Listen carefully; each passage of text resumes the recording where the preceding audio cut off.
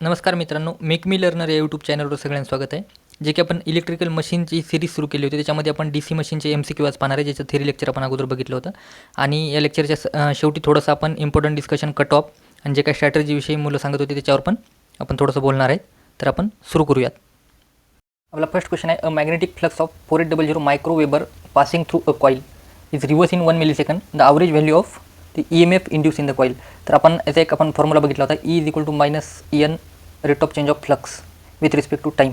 तर आपल्याला टाईम पण दिला आहे आणि rate of change of flux कसं सांगितलं, रिवर्स सांगितलं आहे. हा जी व्हॅल्यू आहे ती रिवर्स होती. तर हे आपण कसं काढू शकतो? फॉर एक्झाम्पल, सुरुवातीला हा फ्लक्स आहे, ही मॅक्झिमम त्याची व्हॅल्यू सांगितली की ती 4800 मायक्रो वेबर आहे. आणि हीच काय झाली, रिवर्स झाली, म्हणजे हीच निगेटिव्ह व्हॅल्यू असणार आहे 4800.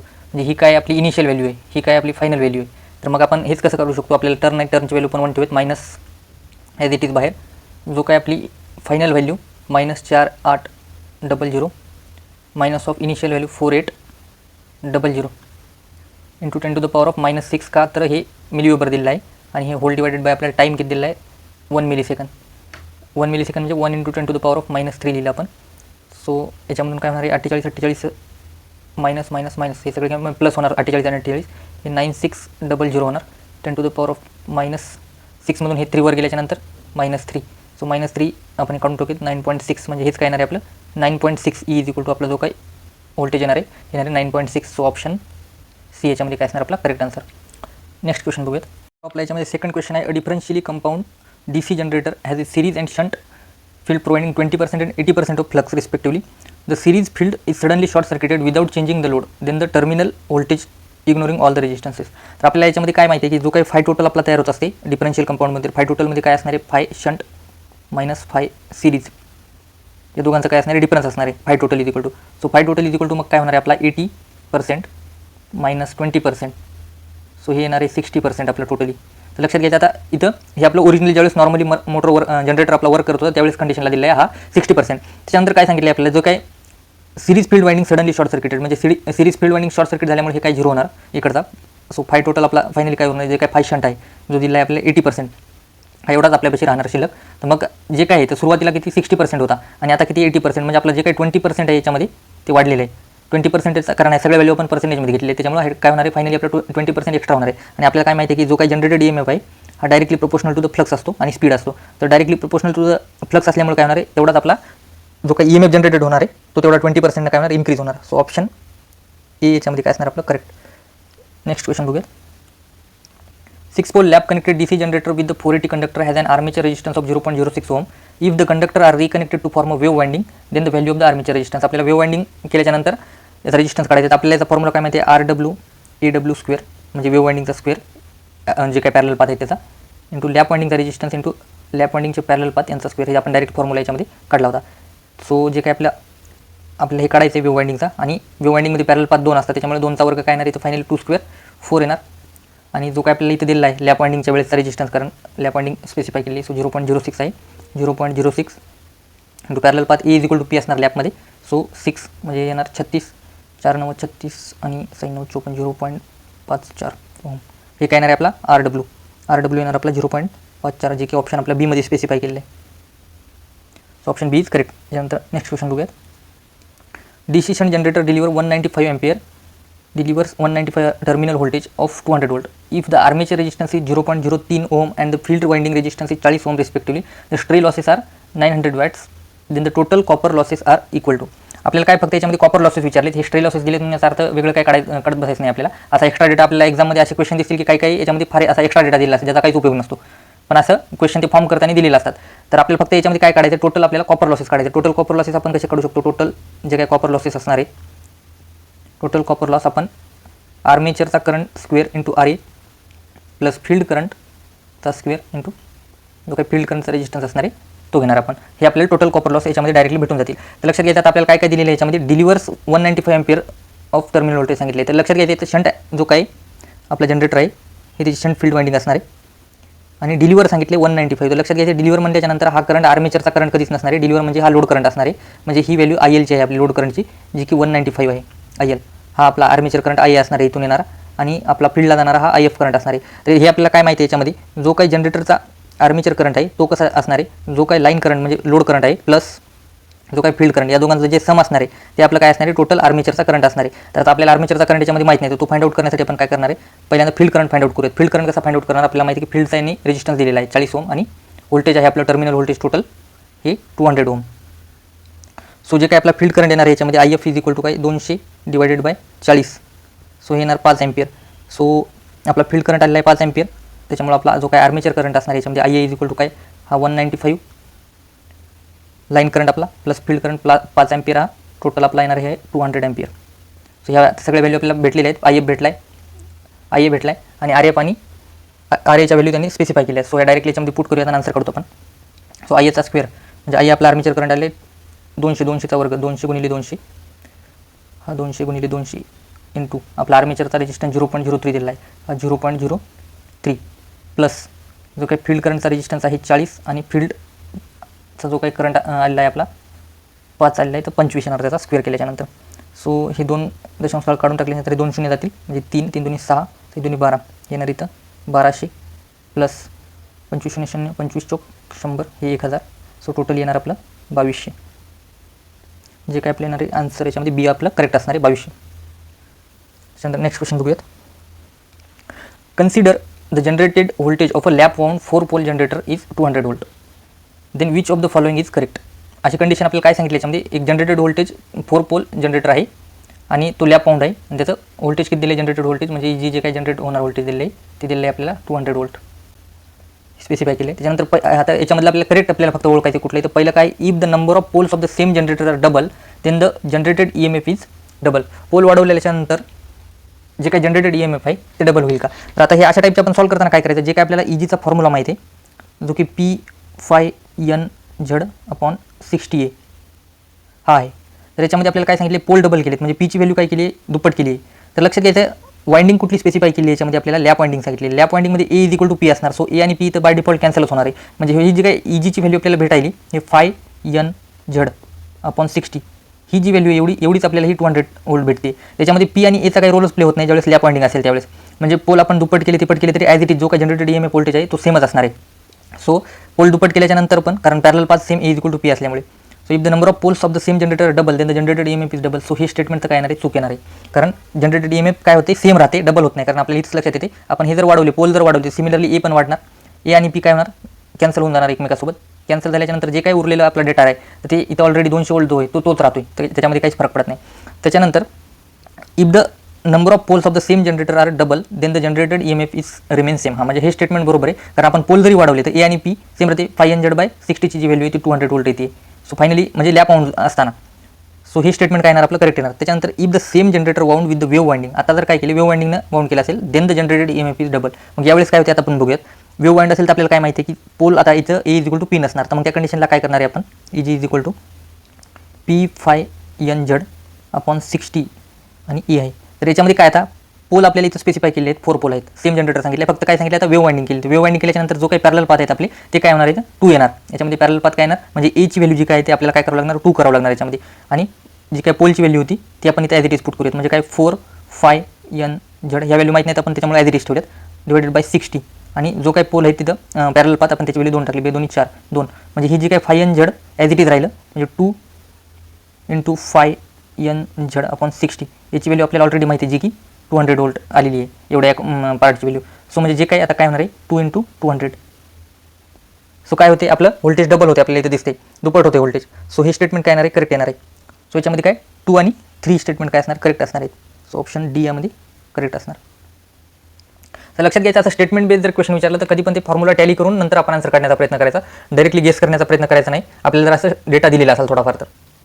आणि तर ऑप्शन हे पण आहे की डेटा इज नॉट सफिशियंट हे पण दिले. तर लक्षात घ्यायचं असं जर असेल तर आपण बऱ्याच वेळा काय करतो की बघ याच्यामध्ये पूर्ण डेटा दिलेला नाही म्हणून आपण असं ऑप्शन क्लिक करतो. पण कधी कधी असं दिलेलं डेटाहून म्हणजे सॉल्व्ह होण्यासारखे क्वेश्चन असतात ते. सो नेक्स्ट क्वेश्चन बघूया. अ 220 volt DC compound generator connected in a long shunt mode as the following parameter. RA दिला आहे आपल्याला, RSH दिला आहे, R सिरीज दिला आहे. For the load of 150 ampere at the rated terminal voltage the induce EMF in the generator should be. आपल्याला long shunt generator आहे तर याच्यामध्ये आपल्याला इंड्यूस EMF फाइंड आउट करायचं आहे. तर लॉंग शंटची आपण डायग्राम कशी, ही काय असणार आहे, शंट वाइंडिंग असणार आहे.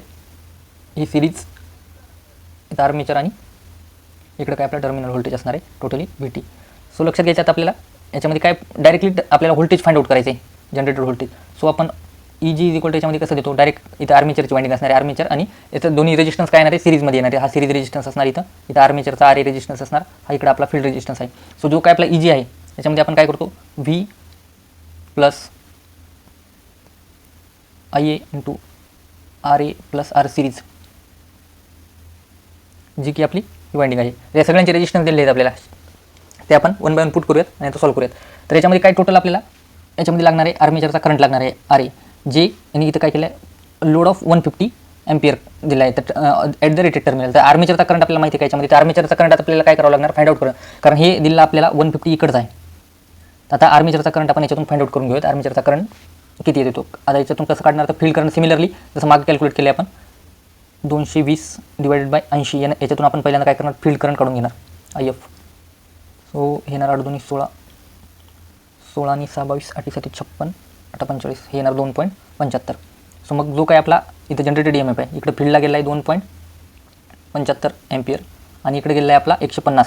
सो आपला जो काही टोटल असणार आहे 220 प्लस हे येणार इथं 152.75, कारण दोघांचा सम असणार आहे तो आर्मेचरमधून आलेला, आणि या दोघांचा आर ए प्लस आर सिरीजचं काय होणार 0.05 आणि हे 0.1 म्हणजे 0.15, हा टोटल आपला रेजिस्टन्स इथं तयार होणार. सो आता 220 प्लस, आता हे जर कॅल्क्युलेट करायचं असेल तर पॉईंटमधले हे असेल तर डायरेक्ट आपण काय करायचे, पॉईंट काढून टाकायचे, 10 टू द पॉवर ऑफ -2 याच्यामध्ये लिहून घेऊन डायरेक्ट, आणि 15 डायरेक्ट मल्टिप्लाय करूयात. 15 5 75, 5 7 40, 7 15 7 105 आणि 7 110, 112 2 हात 11, 15 30 आणि 11 किती होतात, 41 1 हात 4, 15 4 60, 15 5 75 आणि 4 79 9 7, 15 1 15 5 22, 2 स्थळानंतर इथं पॉईंट येणार आहे, आणि 10 टू द पॉवर ऑफ -2 परत याच्यात गेल्याच्यानंतर हे 22.91, म्हणजे जवळपास हे 220 प्लस जवळपास 22.91 म्हणजे 23च्या जवळपास गेले. सो फायनली आपलं जे काय येणार आहे 243च्या जवळ हे जे काही जनरेटेड व्होल्टेज आपलं येणार 243, ऑप्शन नंबर बी मध्ये दिसतो आपल्याला. सो असे जे काही आपल्याला पॉईंटमध्ये पण कॅल्क्युलेशन करावं लागतील, तर ते थोडंसं लक्षात ठेवायचं, आपल्याला थोडंसं प्रिसाईज वेने कॅल्क्युलेट करण्याचा प्रयत्न करायचा. जर असे फारच पॉईंट जर जवळ दिले, आता इथे कारण 240 आणि 243 पण ऑप्शन 2 आहेत, तर अशा कंडिशनला आपण काय की जर जेवढी क्लोज व्हॅल्यू असेल तेवढं आपला ॲक्युरेट आन्सर आहे, कारण आपण उत्तर काढून पण अशा वेळेस कधी कधी चुकू शकतो. सो त्यानंतर नेक्स्ट क्वेश्चन बघूया. नेक्स्ट क्वेश्चन आहे, the armature resistance of an 18.65 kW 250 volt DC series motor is 0.1 ohm. The brush voltage drop is 3 volt. The brush voltage drop पण दिला आहे, and the series field resistance is 0.05 ohm. When the motor takes 80 ampere, its speed is 600 rpm. Calculate the speed when the motor takes the current of 100 ampere. आता आपल्याला इथं काय दोन हे दिले आहेत, करंट दिले आहेत आणि एक स्पीड दिली आहे, आणि आपल्याला काय सांगितले त्या कंडिशनला नेक्स्ट स्पीड काढायची आहे आपल्याला, ज्यावेळेस मोटर काय करते 100 एम्पियर घेते. त्याच्यासाठी आपण फॉर्म्युला काय डिराईव्ह केला होता, E1/E2 is equal to N1/N2 into ∅1/∅2. लक्षात घ्यायचं याच्यामध्ये आपल्याला काय करायचं आहे, स्पीड काढायची आहे. तर स्पीडचा फॉर्म्युला याच्यावरून आपण कसा डिराईव्ह करणार, आपल्याला हे N1 म्हणजे पहिली स्पीड दिली, सेकंड स्पीड N2 आपण जर कॅल्क्युलेट करणार असेल तर N2चा फॉर्म्युला याच्यावरून काय डिराईव्ह होणार, N2 इज इक्वल टू आपला जो काय ∅1/∅2 इंटू E2/E1 इंटू जो काय आपला N1 होता तो इथं असणार. सो आता याच्यातले एक व्हॅल्यू आपल्याला फाइंड आउट करावं. आपल्याला दिलेली मोटर DC सिरीज मोटर आहे, एवढं लक्षात ठेवायचं, DC सिरीज मोटर आहे. तर सिरीज मोटरला आपण काय करू शकतो, फ्लक्स कॉन्स्टंट पकडू शकणार नाही, कारण आपण काय करणार, इथं करंट चेंज झालेत, करंटच्या जागी आपल्याला काय करावं लागणार आहे, त्याच्या व्हॅल्यू आहेत आपल्याला या फ्लक्सच्या जागी, ते आपल्याला व्हॅल्यू पुट करावं लागणार आहेत, आणि E1 आणि E2 ते आपण सुरुवातीला अगोदर काढून घेऊ. या फॉर्म्युल्यामध्ये पुट केली की आपल्याला डायरेक्ट N2ची स्पीड भेटून जाणार, म्हणजे नेक्स्ट कंडिशनला ज्यावेळेस 100 एम्पियर सांगितलं आहे. सो सुरुवातीला काय दिलं आहे आपल्याला ते काढून घेऊयात, E1 काढून घेऊयात. E1 इज इक्वल टू काय V minus IA into armature plus series, याच्यामध्ये कारण DC सिरीज मोटर आहे, आणि याच्यात लक्षात घ्यायचं एकच करंट जो आहे तो आर्मेचरमधून पण आणि लोडमध्ये पण जातो आहे, म्हणजे जे काय ते आपला मोटरमध्ये जाणारा करंट जो काय तो line current is equal to armature current असणार याच्यामध्ये, कारण सिरीज मोटर आहे. त्यामुळं जो काय दिला आहे आपल्याला 250 इंटू पहिल्या कंडिशनला दिला आहे आपल्याला 80 एम्पियर मायनस 80 आणि RA प्लस RS म्हणजे सिरीज आणि दोघांचा जो काय हे दिला आहे तो घेऊ आपण 0.1 आणि 0.05, म्हणजे हे येणार परत 0.15, आणि इथं ब्रश ड्रॉप पण दिला आहे, तर ते पण याच्यामधून काय करावं लागणार आपल्याला, सबट्रॅक्ट करावं लागणार आहे. सो 250 मायनस 15t 120 म्हणजे 12 मायनस 3, सो 235 येणार आपला E1 येणार. E1 आला आपला 235. सेम येऊन आपण E2 काढल्याच्यानंतर E2 काय येणार आहे आपला, E2 इज इक्वल टू 250, इथं फक्त काय 80च्या जागी आपला 100 येणार आहे. नेक्स्ट टाईमला करंट वाढला आहे 100, 0.15 ते ॲज इट इज, आणि ब्रश ड्रॉप पण ॲज इट इज राहिलेला आहे. सो इथं काय येणार आपलं फायनली हे येणार 15 - 3 म्हणजे हे 250, 18 म्हणजे 232 वोल्ट E2. तर आपल्याला जवळपास ह्या दोन्ही पण व्हॅल्यू भेटलेल्या आहेत. फक्त याच्यामध्ये आपण फ्लक्स कॉन्स्टंट का ठेवणार नाही, कारण सिरीज मोटर आहे. सिरीज मोटरला फ्लक्सला आपण कशानं करंटनं रिप्लेस करणार, एवढं लक्षात ठेवायचं आहे. सो आपल्याला दोन्ही पण व्हॅल्यू भेटले आहेत E1 आणि E2च्या. त्या आता व्हॅल्यू पण पुट करून काय करूयात, फायनल आपलं आन्सर काढूयात. सो E2 232 आहे.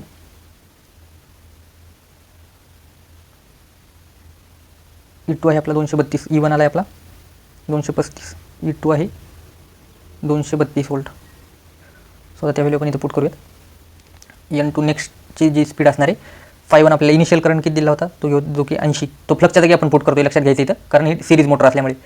5 किती आहे, म्हणजेच I2 घेणार इथं 100, आणि E2 किती आला आपला, E2 आला आहे 232, E1 आहे 235, आणि सुरुवातीची आपली जी काही स्पीड होती ती आपल्याला सांगितली 600 RPM, 600. सो हा 0 0 0 0 कॅन्सल होणार. त्याच्यानंतर हे 80 × 230 2 × 6 डिवायडेड बाय 235. सो या 6 आणि 80चं आपण मल्टिप्लिकेशन करू. 6 8 48 480 × 232 डिवायडेड बाय 235. सो आता हे कॅल्क्युलेट करण्यासाठी आपल्याला काय करावं, याचा आता डायरेक्टली आपल्याला डिव्हिजन होणार नाही. लक्षात घ्यायचं, आता आपण 235 जर 232ला जर भाग घालून घेतला तर हा जवळपास 0.9च्या वरच व्हॅल्यू येणार आहे, 96च्या जवळपास, 98 97च्या जवळपास व्हॅल्यू येईल. कारण याच्यामध्ये जर आपण इथं जर पॉईंट पुट केला असता तर लक्षात घ्या 23.2 23.5 जवळपास या व्हॅल्यू काय होतात, एकमेकाच्या व्हेरी क्लोज येतात. तर लक्षात घ्यायचं आता 0.96च्या जवळपास किंवा 97च्या जवळपासची व्हॅल्यू येऊ शकते याच्या जवळची. हे जर आपण कॅल्क्युलेट करत गेलो तर आपल्याला माहिती आहे की 480 आपला आन्सर आले, तर 480 पेक्षा जर 0.96 किंवा आपण म्हणजे 1 पेक्षा थोडं स्लाइटली कमी मल्टिप्लाय केल्याच्यानंतर ही 480चं व्हॅल्यू काय येणार आहे, थोडी स्लाइटली काय येणार आहे, कमी येणार आहे. तर 480 पेक्षा आपला आन्सर काय असायला पाहिजे, स्लाइटली कमी असायला पाहिजे, एवढं लक्षात घ्यायचं. सो याच्यामध्ये स्लाइटली कमी असणार आपल्याला आन्सर फक्त ऑप्शन ए मध्ये दिसते, जे की 474 RPM आहे. नाहीतर ते हे जर डिटेल आपण जर भाग घालून करत बसलो तर त्याला आपल्याला बराच वेळ जाणार आहे. लक्षात घ्यायचं, असं थोडंसं आपण काय करायचं याच्यामध्ये जर असं टॉलरेट होण्यासारखं असेल तेवढं तर आपण तसं आन्सर काय करायचं, मार्क करायचं. सो 480 पेक्षा थोडीशी लेस व्हॅल्यू आपली याच्यामधली ॲक्युरेट येईल. सो ऑप्शन ए मध्ये ते करेक्ट आहे. त्यानंतर नेक्स्ट क्वेश्चन बघूयात. Match the following. हे आपण याचे पॉईंट बघितले होते अगोदर थेरी क्लासमध्ये. जे काही 2 पॉईंट स्टार्टर आहे, तर 2 पॉईंट स्टार्टर आपण DC सिरीज मोटरसाठी वापरतो. सो आपला जो काही ए आहे तो 4ला येणार. A4 असणार, याच्यात किती ऑप्शन दिसत आहेत आपल्याला, A4 असणार आहे, हा एक आहे, हा एक आहे. तर मग या दोन्हीपैकीच एक ऑप्शन असू शकते. त्यानंतर नेक्स्ट काय, हॉपकिन्सन टेस्ट, जी की आपल्याला माहिती आहे 2 आपण काय करतो, आयडेंटिकल शंट मशीनवर वापरतो. सो B3 असणार, B3. सो बी ऑप्शन आपलं करेक्ट आहे त्याच्यामध्ये, कारण A4 आणि B3 फक्त याच्यामध्ये, कारण इथं तर B2 आहे. आणि नेक्स्ट आहे स्विनबर्न टेस्ट, आपण इफिशियन्सीसाठी वापरतोय, जे की C2 येणार. आणि D काय, फील्ड कंट्रोल आहे. फील्ड कंट्रोल आपण मोर दॅन रेटेड स्पीड, म्हणजे जी काही रेटेड स्पीडपेक्षा जास्त असणार आहे त्याच्यासाठी आपण काय करतो, फील्ड कंट्रोल वापरतोय. सो ऑप्शन याच्यामधलं आपलं B करेक्ट असणार. त्यानंतर नेक्स्ट क्वेश्चन बघूया.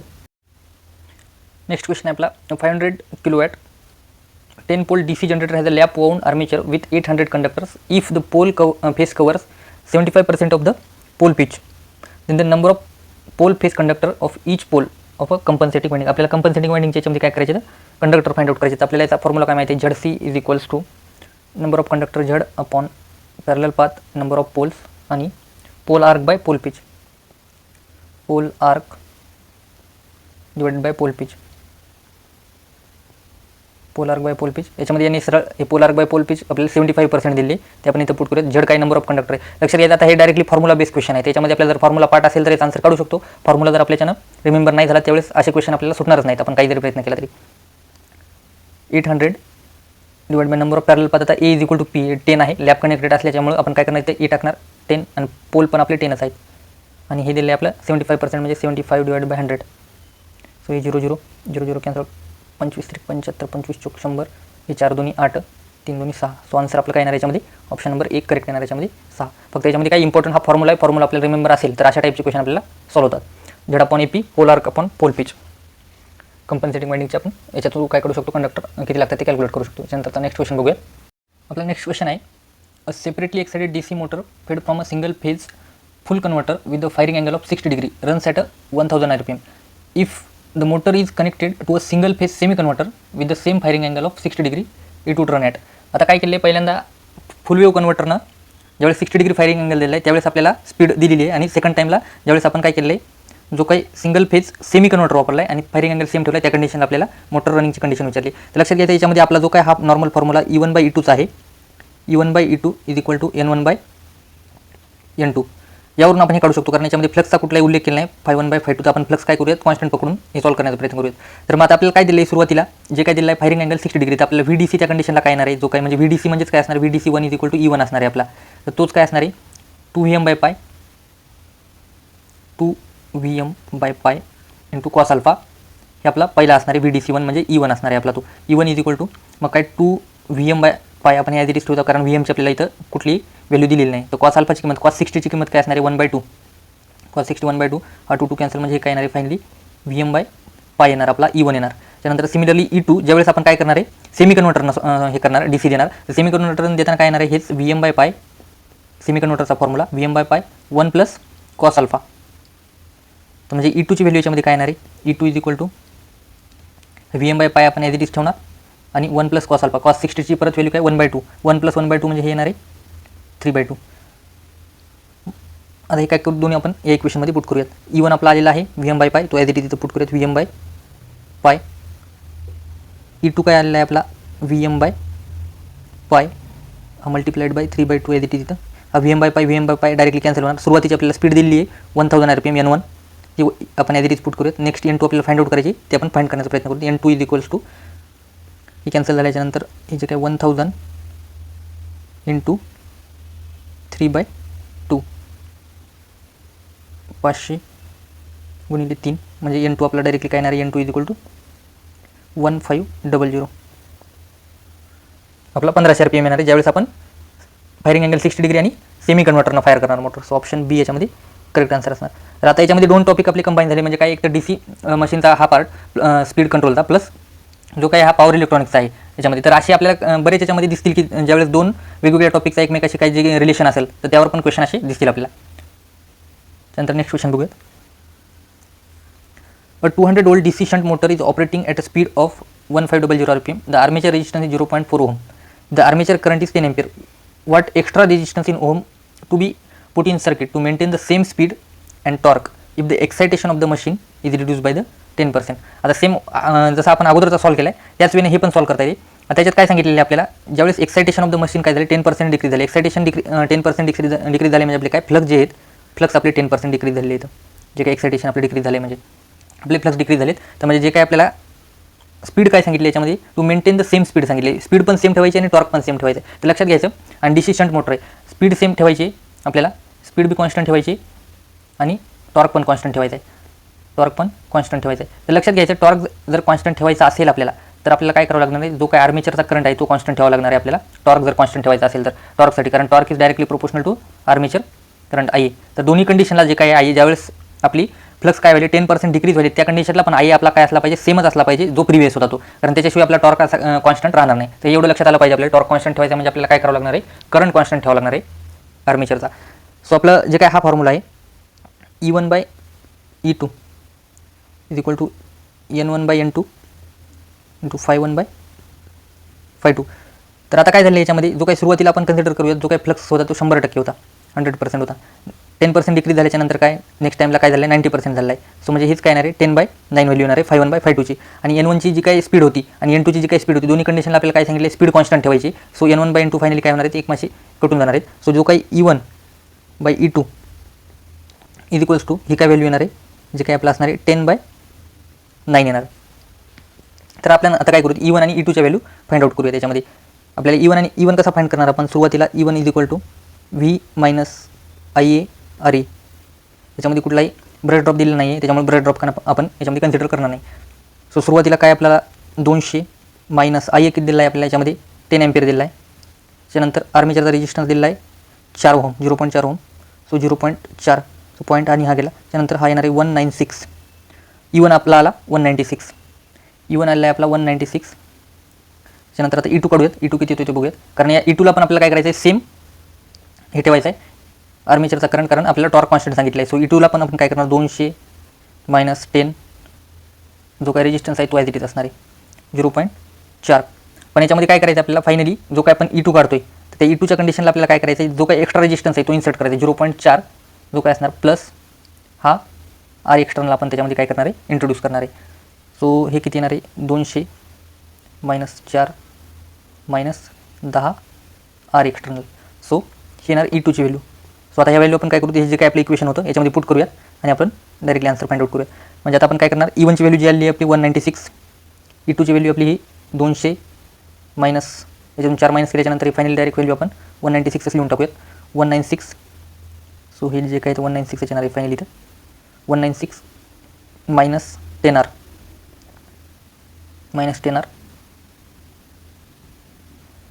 इज इक्वल्स टू जे काय आपल्या इथं आलेलं आहे, जे काय फ्लक्स आपण म्हणलो होतो 10% डिक्रीज झाले, तो काय येणार आहे 10 डिवायडेड बाय 9. आता हे आपल्याला सॉल्व करायचं आहे. सॉल्व केल्याच्यानंतर आपल्याला जे काय आर एक्सटर्नल, ही जे आर आहे आपला इथला आर एक्सटर्नलची व्हॅल्यू आपल्याला इथून मिळून जाणार. So 196 into 9 divide by 10 is equals to 196 minus 10R. So आता हे 1 बाय 1 आपण सॉल्व करूया. 54 4 40 5 9 81 5 86 6 8 9 1 9 8 17 डिवाइड बाय 10. सो हे येणार इथं 10 काढून टाकल्याच्यानंतर आपण इथं पॉईंट देऊन टाकू 176. So 176 is equals to 196 minus 10R. So 10R is equals to 196 minus 176.5 176. So R is equal to 196मधून 176 गेल्याच्यानंतर आपले काय राहणार आहे, याच्यामध्ये 20 राहणार आणि हे 5 गेले म्हणजे 19.5 आणि हे 10 इकडे आल्याच्यानंतर हे काय येणार आहे 1.95. सो आरची जी काय व्हॅल्यू आहे आपली 1.95च्या जवळपास यायला पाहिजे आपली 1.95. सो ऑप्शन नंबर डीमध्ये आपल्याला दिसतो 1.96. थोडंसं कॅल्क्युलेशनमध्ये कुठेतरी पॉईंटमध्ये झालं असणार आहे. तर 1.96 आपली काय असणार आहे, याच्यामध्ये फायनल व्हॅल्यू असणार आहे, जी की आर एक्सटर्नल आपल्याला रिक्वायर्ड आहे. ज्यावेळेस आपल्याला काय करायचं आहे, स्पीड आणि टॉर्क दोन्ही पण कॉन्स्टंट ठेवून 10% हे डिक्रीज झाल्यानंतर फ्लक्स काढायचे. सो असे थोडंफार कॅल्क्युलेटिव्ह पण आपल्याला क्वेश्चन भेटतील, की आपण म्हणलो त्याच्यावर हे जे क्वेश्चन फॉर्म होते स्पीड डिक्रीज आणि होते आर्मेचर ज्याच्यामध्ये सिरीजमध्ये आपण किती रेजिस्टन्स कनेक्ट करायला पाहिजे, की जेणेकरून स्पीड आपल्याला डिक्रीज करायची असेल तर आर्मेचर कंट्रोल मेथडमध्ये. सो हे जे काही व्हॅल्यू येतात लक्षात ठेवायचं आहे. तर हे कॅल्क्युलेट करताना कधी पण थोडंसं आपल्याला म्हणजे पॉईंटमध्ये कॅल्क्युलेशन असे करावंच लागणार आहेत अशा टाईपचे जर क्वेश्चन आले तर. त्यानंतर आता नेक्स्ट क्वेश्चन बघूया. Consider the following pairs. Main field flux trapezoidal shape. आता हे शेप आणि हे दिले आहेत. Armature MMF triangular shape. Flux distribution due to the armature flux only saddle shape आणि resultant flux density P Q wave out of which is incorrect. आता खालीपैकी याच्यामधलं काय सांगितलं आहे, याच्यामधलं इनकरेक्ट कुठले आपल्याला बघायचे. तर आपण हे जे काही वेव्ह फॉर्म बघितले होते तर हे ॲक्युरेट आहेत सगळ्या जवळपास. मेन फील्ड फ्लक्स ट्रॅपेझॉइडल असते बरोबर, आर्मेचर एमएमएफ ट्रायंग्युलर असते. हे जे काही आर्मेचर फ्लक्स सॅडल शेप असणार आहे आणि जो काही resultant flux density P Q म्हणजे सगळे काय करेक्ट आहेत. सो याच्यामध्ये इनकरेक्ट विचारले आपल्याला लक्षात घ्यायचं. क्वेश्चन कधी पण वाचताना व्यवस्थित वाचायचा. इनकरेक्ट विचारले, इनकरेक्ट याच्यामधलं एक पण नाही आहे. सो ऑप्शन याच्यामधलं काय येणार, ई येणार आहे आपला. नन ऑफ दिस, याच्यामधलं कुठलंच इनकरेक्ट नाही आहे. त्यानंतर नेक्स्ट क्वेश्चन बघूयात. In a DC machine consider Z is the number of the conductor and I is the current through the armature conductors and theta is the electrical angle by which the conductor are separated under P poles then the demagnetising MMF per pole is given by. तर आपल्याला काय करायचं याच्यामध्ये demagnetising ampere turn काढायचे. तर आपण demagnetising ampere turn आपल्याला माहिती आहे की डिमॅग्नेटायझिंग एम्पियर टर्न आपण कसे देतो.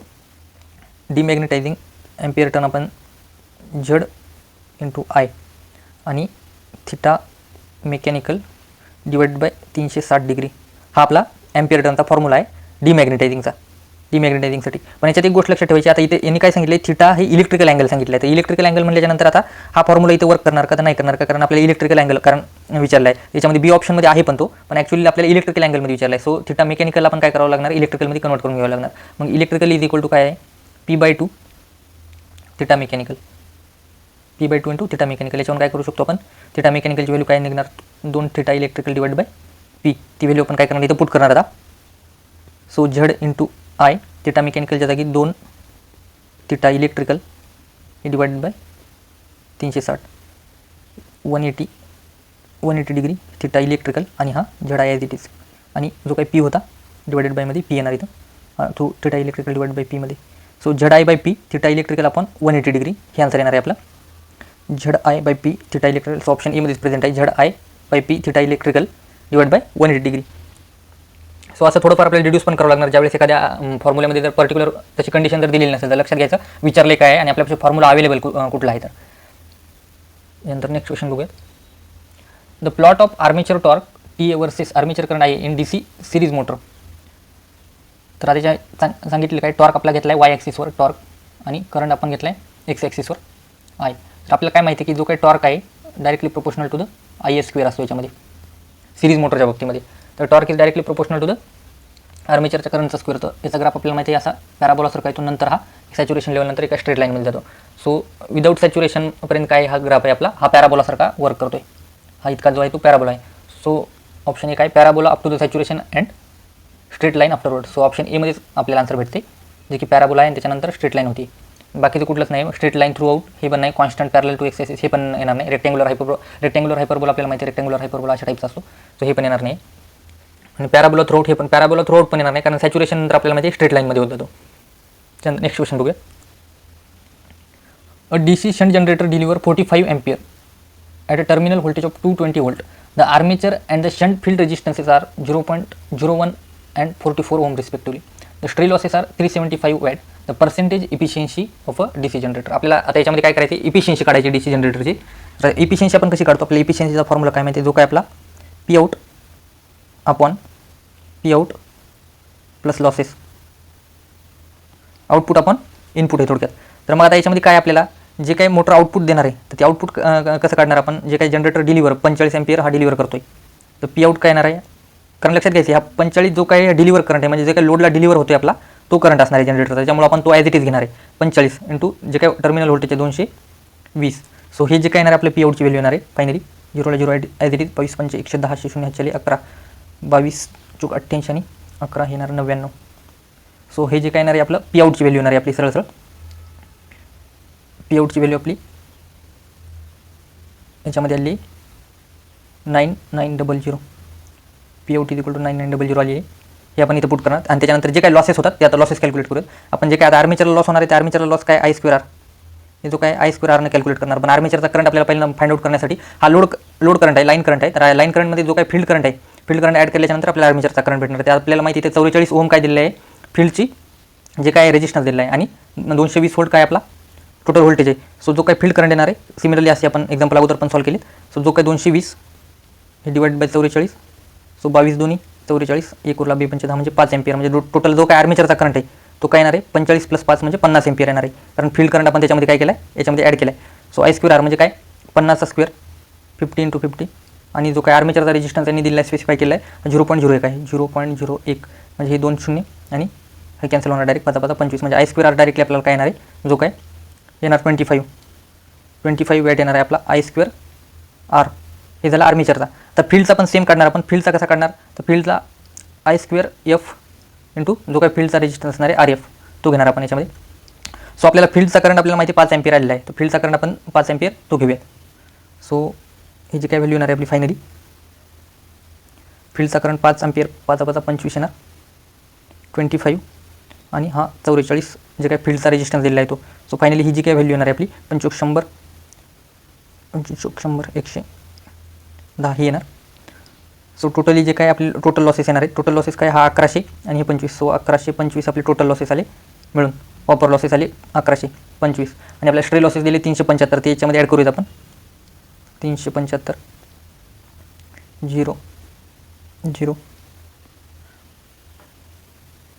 येणार आपलं 1500. सो टोटल लॉसेस आपले काय आले 1500 आली. सो आता जे काय आपण फायनल जी इफिशियन्सी आहे ती कॅल्क्युलेट करू शकतो. इफिशियन्सी इज इक्वल्स टू जो काही पी आउट आलेला आहे आपला हा 9900 डिवायडेड बाय हे 1500 आपण काय करणार या 9900 मध्ये ॲड करणार. म्हणजे 114 आणि हे 00 काय येणार याच्यामध्ये कॅन्सल. तर आता याच्यामध्ये डायरेक्टली आपण 19 भाग घालू शकतो. 19 सख 114 19 5 95 5 4 उरले 40 झाले 19 दोन्ही 38 पुन्हा 2 उरले 19 19 नंतर 6 8 48 52 मधून 48 गेल्याच्यानंतर 4 उरले 6 7 42 41 आहेत. म्हणजे जवळपास 6 7 36 7 जात नाही 6 6 36 86 पॉईंट समथिंग किंवा 87% जवळपास हे काय यायला पाहिजे आपली इफिशियन्सीची व्हॅल्यू यायला पाहिजे. सो याच्यामध्ये ऑप्शन नंबर एमध्ये दिसते आपल्याला 86.84. सो हे आपलं करेक्ट आन्सर असणार आहे. तर लक्षात घ्यायचं याच्यामध्ये म्हणजे आपल्या याच्यात रॉंग होण्याचे कुठले चान्सेस आहेत. ज्यावेळेस आपण हा आर्मेचरचा करंट काढतोय तिथे एक रॉंग होऊ शकतो आपण, कारण दिलेला आपल्याला काय लोड करंट किंवा लाईन करंट दिला आहे. आर्मेचर करंट आपण काय करतो त्याच्यामध्ये फील्ड करंट ॲड करून नंतर फाइंड आउट करतो लॉसेस. फॉर एक्झाम्पल म्हणजे आता इथं आपण जे काय 50चा स्क्वेअर करून हे जे काढलेले होते, तर इथं आपण काय केलं असतं 45चा स्क्वेअर करून काढण्याचा प्रयत्न केला जर चुकलो असतो आपण तर. सो अशा मिस्टेक होतं त्याच्यामध्ये. तर लक्षात घ्यायचं की आपण कुठं म्हणजे चुकू शकतो अशा क्वेश्चनमध्ये, आणि याच्यामुळे काय होणार मग परत इफिशियन्सीची व्हॅल्यू काय होती आपण चुकू शकते. त्यानंतर नेक्स्ट क्वेश्चन बघूया.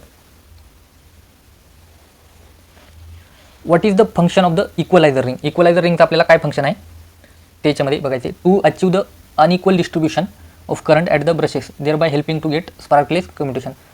अनइक्वल डिस्ट्रीब्युशन नाही, अनइक्वल नाही आहे. To avoid the equal distribution नाही, हे पण येणार नाही. Avoid the equal distribution of voltages हे पण चूक येणार. To avoid the unequal distribution of, हे करेक्ट येईल आपलं. To avoid the unequal distribution of current the brushes thereby the helping to get the sparkless communication. आपल्याला माहिती आहे की जे काही इक्वलायझर रिंग आहेत आपण ते कशासाठी वापरतो, जे काही अनइक्वल डिस्ट्रीब्युशन होते करंटचं ब्रशेसच्या ठिकाणी ते काय करतात, न्यूट्रलाइज करण्याचा प्रयत्न करतात इक्वलायझर रिंग. त्याच्यामुळे सी ऑप्शन आपलं काय येणार आहे, करेक्ट येणार आहे. To achieve the equal distribution of voltage, व्होल्टेजचा काही संबंध नाही त्यामुळे हे पण रॉंग आहे ना. टू प्रोव्हाइड लेस एम्पियर हेचा पण काही याच्यामध्ये रोल नाही. सो ऑप्शन सी आपलं काय असणार आहे, करेक्ट असणार आहे. हे आपण थेरी क्लासमध्ये पण बघितलेलं व्यवस्थित. त्यानंतर नेक्स्ट क्वेश्चन बघूया. सो आपलं नेक्स्ट क्वेश्चन याच्यामध्ये, a 4 pole DC motor lap on with 400 conductor. The pole shoe is 20 centimetre long and the average flux density over a one pole pitch is 0.4 Tesla. is 0.4 Tesla दिली. आणि त्याच्यानंतर the armature diameter is 30 centimetre. Wien the motor is drawing 25 ampere and running at 1500 RPM the torque develop will be. So आपल्याला टॉर्कचा formula काढायचा आहे याच्यामध्ये. तर आपल्याला काय माहिती आहे की टॉर्क कसा काढू शकतो आपण. एक तर P is equal to T omega हे एक ऑप्शन आहे आपल्यापाशी. आणि दुसरा टॉर्कचा फॉर्म्युला काय आहे, torque is equal to K phi into IA हा एक आपल्यापाशी ऑप्शन आहे. तर लक्षात घ्या त्याच्यामध्ये आता कीची व्हॅल्यू आपल्याला फाइंड आउट करावं लागणार हे जर यावेळी काढायचं असेल तर. आणि वरच्या यानं जर काढायचं असेल आपल्याला तर आपल्याला थोडासा वेळ लागणार कारण याच्यामध्ये प्रत्येक व्हॅल्यू एक एक पुट करून आपल्याला हे फायनली काढावं लागणार. सो हे आपल्याला इझी जाईल. So torque is equal to आपण केची व्हॅल्यू फाइंड आउट करू शकतो. केसाठी दिली आहे आणि फ्लक्स याच्यात दिले आहेत का फाय, याच्यामध्ये बीची व्हॅल्यू दिली आहे आपल्याला फ्लक्स डेन्सिटीची. सो आपण काय करणार याच्यातून फायची व्हॅल्यू पहिल्यांदा काढून घेणार आणि त्याच्यानंतर काय करणार बीची व्हॅल्यू याच्यामध्ये टाकल्याच्यानंतर, कारण आपल्याला माहिती आहे phi is equals to AB असतो. तो याच्यामध्ये काय करणार आपण बीची व्हॅल्यू पुट करणार. आणि एरिया काढण्यासाठी त्यांनी आपल्याला दिली 20 सेंटीमीटर आणि 30 सेंटीमीटर डायमीटर दिले. 20 सेंटीमीटर लेंथ दिली पोल आर्क आणि याची आर्मेचर डायमीटर. सो आपण याच्यामध्ये आता एक एक व्हॅल्यू पुट करूया आणि त्या व्हॅल्यू आपण काय करणार याच्यामध्ये पुट करणार. सगळ्यात पहिल्यांदा आपण फायची व्हॅल्यू काढून घेऊया.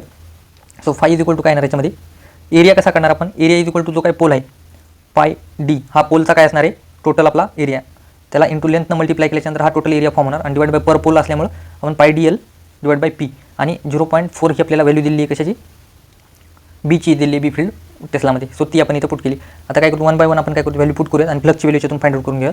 Flux is equal to pi, diameter आपल्याला दिलं आहे 30 10 to the power of -2, length दिली आहे आपल्याला 20 into 10 to the power of -2 into हे 0.4 इथं divide by number of poles दिले आहेत 4.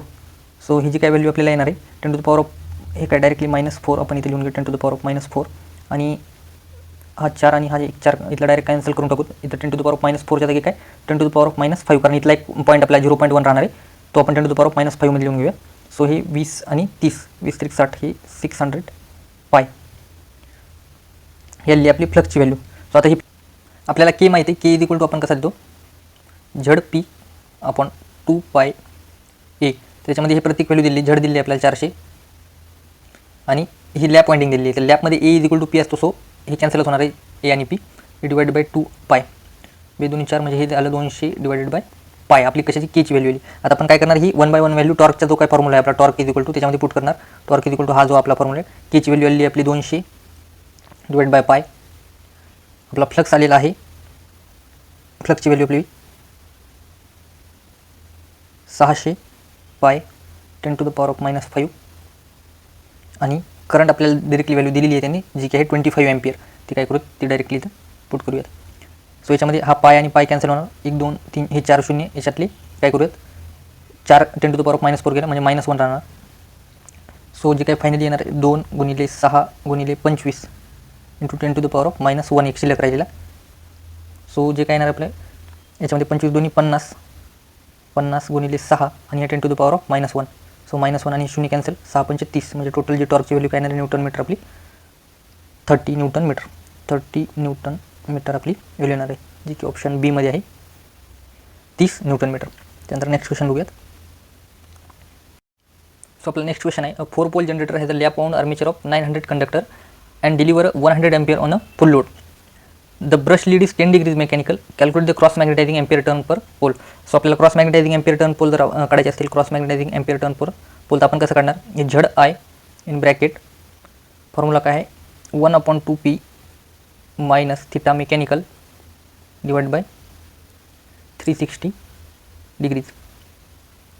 आता लक्षात घ्यायचं याच्यामध्ये जो आय आहे हा आपला काय आहे आर्मेचरचा पर पॅरलल पाथनं आपण घेत असतो म्हणजे प्रत्येक जे काही आर्मेचर कंडक्टरमध्ये जे काही करंट जाणार IA बाय एनं आपण तो याच्यामध्ये घेत असतो. सो IA बाय ए अगोदर कॅल्क्युलेट करून इथे जे पुट करणार आहे आपण तो टाकायचा आहे. म्हणजेच 100 डिवाइड पॅरल पाथ किती असणार आहे, लॅप पॉईंट आहे त्याच्यामुळे E = P4 असणार. सो ही जी व्हॅल्यू येणार आहे 25. हे लक्षात घ्यायचं याच्यामध्ये, ही आपल्या चूक होऊ शकते इथं कधी कधी. सो झेडची व्हॅल्यू आपल्याला डायरेक्ट दिली जी की 900 कंडक्टर आहेत. हे 900 आपण दिली तिथं व्हॅल्यू टाकली. आयची व्हॅल्यू पण इथून कॅल्क्युलेट केली जी की 25 आली आहे. तर आता नंबर ऑफ पोल किती आहे तर 4 आहेत. सो 1/8 येणार ही व्हॅल्यू मायनस हे थिटा मेकॅनिकल काय 10 अपॉन 360 डिग्री. सो हे कॅन्सल होणार. त्याच्यानंतर 36 - 8 36 - 8 हे बाहेर अप्लाय दिली 900 × 25. 36मधून 8 गेल्याच्यानंतर काय येणार आहे 28 डिवाइड बाय 36 36 गुणिले 8. सो हे काय करू तर 9 × 36 4 × 7 = 28 म्हणजे हे 2500 × 7/8 हे येणार आहे. त्यानंतर 8 × 3 = 24 1 उरला 8 1 8 2 उरले 8 2 = 16 8 5 = 40. नंतर 7 गुणिले 312.5 7 5 35 5 7 3 7 2 = 14 3 17 7 हात चाला 1 7 1 7 1 8 7 3 21 एका दशांशानंतर पॉईंट आहे आपला 2187.5. सो नियरेस्ट व्हॅल्यू आपल्याला बघायची 2187 आहे याच्यामध्ये. सो ऑप्शन सी याच्यामध्ये काय असणार आपलं करेक्ट आन्सर. सो याच्यामध्ये काय फक्त आपल्याला फॉर्म्युला रिमेंबर झाला पाहिजे Z I upon 2P theta M by theta mechanical by 360. फक्त हा जो I आहे पर पॅरलल पाथ करंट घेतो म्हणजे जो काय आहे तो याच्यामधला म्हणजे जो काय I असणार आहे आपला जो काय armature current divided by per parallel पाथनं डिवाइड केल्यानंतर आपण तो I इथं घेणार आहे. त्यानंतर नेक्स्ट क्वेश्चन बघूयात. आपला नेक्स्ट क्वेश्चन आहे consider the speed torque characteristics of the DC motor which one indicate the cumulative compound DC motor. याच्यापैकी आपल्याला क्युम्युलेटिव्ह कंपाऊंड बघायची कुठली तर हे आपण कॅरेक्टरिस्टिक्स बघितली होती थिअरीच्या लेक्चरमध्ये पण ही जी आपल्याला आता हे जे कॅरेक्टरिस्टिक्स आहेत तर इथं आपली ही फ्लॅट आहे तर म्हणजे ही असणार जी कोणती फ्लॅट कंपाऊंड मशीन असणार ही फ्लॅट त्याच्यात थोडंसं स्लाईड खाली DC शंट आपली मशीन असते ही असते शंट आणि शंटच्या खाली असते आपली क्युम्युलेटिव्ह कंपाऊंड ही असणार आपली क्युम्युलेटिव्ह कंपाऊंड हे असणार आपली सगळ्यात वरची डिफरन्शियल कंपाऊंड आणि हे शेवटची असणार आहे आपली सिरीज हे असणार आहे सिरीज. सो आपल्याला विचारले काय cumulative compound. So option number D जे असणार आहे ते आपला आन्सर असणार आहे जे डी कर्व आपल्याला शो करत. So option number D. त्यानंतर नेक्स्ट क्वेश्चन बघूया. आपल्याला हा लास्टचा क्वेश्चन आहे a compound DC short shunt motor delivering a full load at a terminal voltage of 230 volt it series field winding get short circuited in which of the following statement is true. आपल्याला याच्यापैकी true statement कुठलं आहे ते बघायचे. पहिले काय दिले the speed of the motor decrease it is a cumulative compound machine. जर cumulative असेल तर स्पीड काय सांगितले डिक्रीज होती म्हणून सांगितले. Speed of the motor increase if it is a cumulative compound machine. दोन्ही पण क्युम्युलेटिव्ह पण इथं डिक्रीज आणि इथे इन्क्रीज आहे. थर्ड ऑप्शन काय the speed of the motor increase if it is a differential compound machine and the speed of the motor decrease if it is a differential compound machine. तर आता हे आपल्याला कसं लक्षात येणार आहे आपल्याला माहिती आहे की जे काही कंपाऊंड मशीनमध्ये phi total is equal to काय असणार आहे जे काय phi shunt minus phi series. ही कंडिशन कशासाठी आहे ही आहे डिफरन्शियलसाठी आणि phi total is equal to phi shunt plus phi series हे कशासाठी आहे क्युम्युलेटिव्ह कंपाऊंडसाठी आहे. क्युम्युलेटिव्हसाठी ही कंडिशन 2 नंबरची. तर मग आपल्याला काय लक्षात येईल याच्यामध्ये की लक्षात घ्यायचं आपलं जे काही स्पीड आहे speed is inversely proportional to the flux आहे.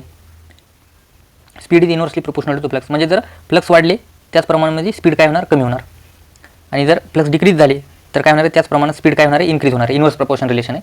तर मग आता ज्यावेळेस आपण फाय टोटल काढणारे डिफरन्शियल मशीनचे काय होणार फाय सिरीज ज्यावेळेस मशीनचं ॲक्टिव्ह आहे फॉर एक्झाम्पल आता ही शंट फील्ड वाइंडिंग आहे हे आपलं आर्मेचर आहे आणि इथं आपली सिरीज वाइंडिंग आहे आणि सांगितले की ही सिरीज वाइंडिंग शॉर्ट झाली म्हणजे हा जो पार्ट आहे हा काय होणार इथला फ्लक्स प्रोड्यूस करणार आहे 0 होणार आहे. तर मग ज्यावेळेस आपण डिफरन्शियल कंपाऊंड मशीन म्हणणार तर त्यावेळेस काय होणार शंटमधून जे सिरीजचे फ्लक्स मायनस होत होते ते आता होणार का तर नाही तर हे आता 0 होणार म्हणून फाय टोटल काय होणार इन्क्रीज होणार. फाय टोटल इन्क्रीज होणार जर डिफरन्शियल कंपाऊंड मोटरच्या बाबतीत फाय टोटल काय होणार इन्क्रीज होणार. फाय इन्क्रीज झाला म्हणजेच काय होणार स्पीड डिक्रीज होणार. म्हणजे जर डिफरन्शियल कंपाऊंड मशीन असेल तर तिची स्पीड काय व्हायला पाहिजे डिक्रीज व्हायला पाहिजे. डिफरन्शियल मशीनची स्पीड काय व्हायला पाहिजे डिक्रीज व्हायला पाहिजे. तर the speed of the motor decreases if it is a differential compound हे आपल्या 4 नंबरचं स्टेटमेंट हे याच्यामध्ये ट्रू येणार आहे. स्पीड इन्क्रीज होणार नाही आहे डिफरन्शियल कंपाऊंडची का कारण आपल्याला माहिती आहे की जे वजाबाकी व्हायली फ्लक्सची त्याच्यामुळे काय टोटल फ्लक्स इन्क्रीज होणार आहे त्याच्यामुळे स्पीड डिक्रीज होणार. सो आपलं काय होणार आहे स्टेटमेंट 4 एक करेक्ट येणार. 4 करेक्ट असणार याच्यामध्ये 2 ऑप्शन दिसत आहेत बाकीचे तर आपोआप एलिमिनेट होणार. त्याच्यानंतर नेक्स्ट कंडिशन बघूया phi total is equal to जर क्युम्युलेटिव्ह कंपाऊंड असेल म्हणजे क्युम्युलेटिव्ह म्हणजे ॲड होत असतील दोन्ही फ्लक्स तर ॲड होत असतील तर काय त्या कंडिशनला लक्षात घ्यायचं हे 0 झाले. पहिल्यांदा काय होते फ्लक्स जास्त होते शंट आणि सिरीजचे दोन्ही मिळून फ्लक्स काय होत होते क्युम्युलेटिव्ह होत होते म्हणजे ॲडिशन होत होती. फाय शंट आणि प्लस फाय सिरीज दोन्ही मिळून ॲड होत होते. तर ॲड होत असताना काय होते की आपल्याला माहिती प्लस टोटल काय झाले जास्त झाले तर काय होणार स्पीड त्या कंडिशनला जे असणार आहे ओरिजिनल ती असणार. पण ज्यावेळेस 0 झाल्याच्या नंतर ही फाय सिरीज 0 झाल्याच्या नंतर काय होणार आहे शंटचे फ्लक्स काय होणार आहे तर कमी होणार. म्हणजे टोटलमधून सिरीज मायनस झाल्याच्या नंतर याच्यामध्ये सिरीज 0 झाल्याच्या नंतर काय होणार आहे फाय टोटल काय होणार कमी होणार. कमी झाल्याच्या नंतर फाय कमी म्हणजे फ्लक्स कमी म्हणजेच काय, स्पीड जास्त. म्हणजे क्युम्युलेटिव्ह कंपाऊंड मोटरच्या बाबतीत काय होणार आहे, स्पीड वाढायला पाहिजे. तर याच्यामध्ये क्युम्युलेटिव्ह कंपाऊंड मशीन असेल तर आपल्याला काय होईल, स्पीड इन्क्रीज व्हायला पाहिजे. The speed of the motor increases if it is a cumulative compound machine. So option 2. So 2 आणि 4 याच्यामध्ये फक्त करेक्ट आहेत. सो ऑप्शन याच्यामध्ये काय, डी.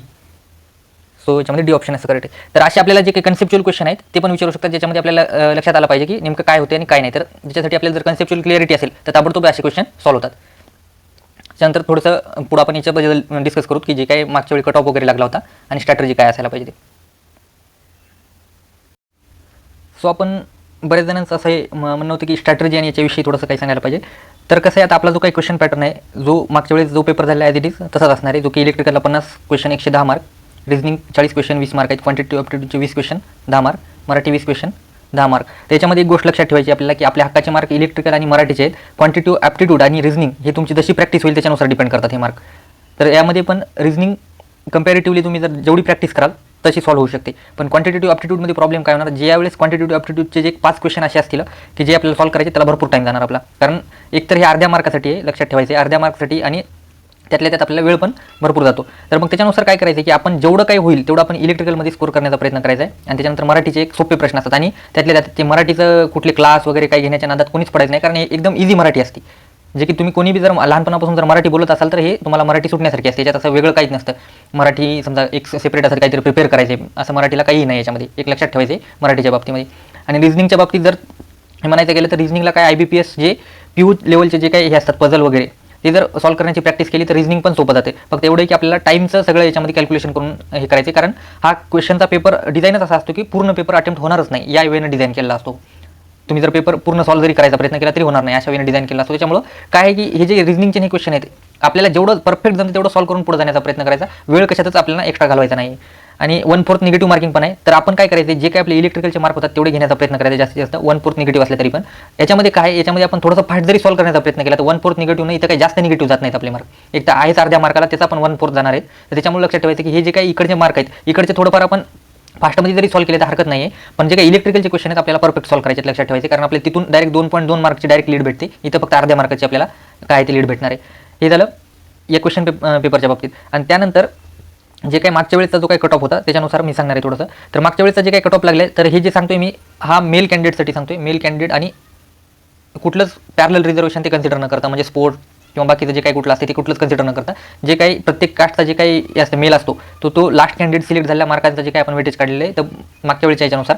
तर बघायचं ओपनचा जो काही कॅन्डिडेट सिलेक्ट झाला होता तो 66%ला सिलेक्ट झाला. म्हणजे काय की 150 पैकी 99 स्कोर करायला, कमीत कमी 99 स्कोर. मी शेवटचा कॅन्डिडेट सांगतोय, याच्यावर स्कोर होता पण शेवटचा कॅन्डिडेट ओपनचा कमीत कमी 66, म्हणजे 100 पैकी 66 मार्क पडले तरच ओपनमध्ये सिलेक्शन झालं. यावेळेस आता जागा जास्त आहेत म्हणून कधी असं होईल की यापेक्षा कमी पण येईल, पण लक्षात ठेवायचं की आपल्याला कमीत कमी 66% मार्क घेणं गरजेचे आहेत. म्हणजे काय 150 पैकी 100+ स्कोर आला तर आपण काय करणार आहे, ओपनमधून सिलेक्ट होण्याची आपली शक्यता खूप वाढते.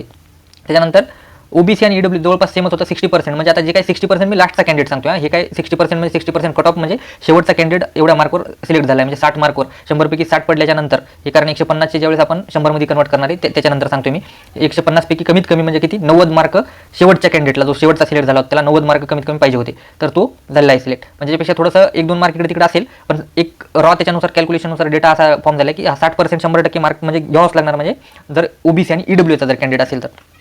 त्यानंतर SC साठी हे 57% आलं, म्हणजे काय की 150 पैकी जवळपास 85.5 मार्क घ्यावेच लागणार. त्याच्यासाठी ST साठी 47%वर होतं, म्हणजे 150 पैकी जवळपास 70.5 मार्क. मी शेवटचा कॅन्डिडेट सांगतो या सगळा, याच्यामध्ये मी वुमन रिझर्वेशन वगैरे कुठलंच कन्सिडर नाही केलेलं. हे शेवटचा कॅन्डिडेट जो सिलेक्ट झाला आहे पर्टिक्युलर कास्टमधला. त्यानंतर SBCचा 60%वर आलेलं आहे, म्हणजे 90 मार्क 150 पैकी. VJA चा 55%वर आहे, हा 83 मार्क 150 पैकी. आणि NTB किती आहे 52%, म्हणजे किती 80 मार्क होतात 150 पैकी. NTCचा 61%. आता हे बाकीचे NTC NTD यांचा काय जागा कमी असतात, त्याच्यामुळे हे यांच्या मार्कमध्ये तफावत भरपूर येऊ शकते, लक्षात ठेवायचे. त्याच्यामुळे हे जवळपास इथं OBC आणि EWC यांच्या OBCच्या लेवलपर्यंत त्याच्यापेक्षा जास्त मार्क गेलेले होते यांचे. त्यानंतर NTD सिमिलर 61%, 92 मार्क म्हणजे 100 पैकी घ्यावे लागणार. तर एक गोष्ट लक्षात ठेवायची याच्यामध्ये की एक रॉ म्हणजे याच्यावरून काय कळालेलं आहे आपल्याला की जे काही समजा 150 मार्कचा पेपर आहे तर तुम्ही जर 150 पैकी जर 100 स्कोर करत असाल तर तुम्ही सेफ लिस्टमध्ये कधी पण असणार, म्हणजे सेफ झोनमध्ये असणार आहे, एवढं लक्षात ठेवायचे. 100+ जर स्कोर होत असेल 150 पैकी, आणि जर 150 पैकी जर मग जसा जसा स्कोर आपल्या कास्टनुसार व्हॅरी होत जाईल तर त्यानुसार मग सिलेक्शन होतं. त्याच्यामध्ये परत ते पॅरलल रिझर्वेशन, हॉरिझॉन्टल रिझर्वेशन काय असतात ते सगळ्या भानगडी एकत्र येऊन त्यानंतर मग वेगवेगळे कट ऑफ थोडंफार कमी जास्त होईल. पण मी जनरल रॉ कट ऑफ सांगतोय की ज्याच्यासाठी प्रत्येक कास्टचा असा आहे जो मेल कॅन्डिडेट असेल आणि शेवटचा कॅन्डिडेट जो मागच्या वर्षी सिलेक्ट झाला, यावर्षी जागा जास्त असल्यामुळे याच्यामध्ये थोडंसं व्हॅरी होऊ शकते.